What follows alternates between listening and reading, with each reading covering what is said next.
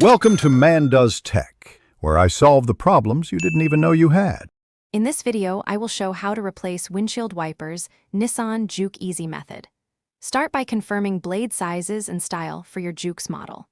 Work on a dry, flat surface and raise both arms gently to avoid damaging the windshield. Keep new blades nearby and lay a towel on the hood to protect the paint. Follow each step slowly and test the new blades after installation to ensure proper contact and quiet operation. With the arm upright, feel for the small release tab near the blade connection and press it firmly. Slide the old blade straight down and away from the hook or connector, taking care to control the arm so it does not snap back.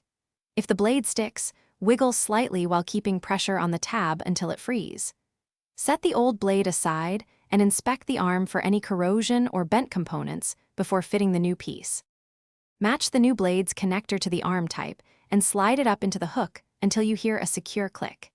Keep the new blade parallel to the arm and avoid forcing it at odd angles. Lower the arm slowly onto the windshield and press lightly to confirm full contact.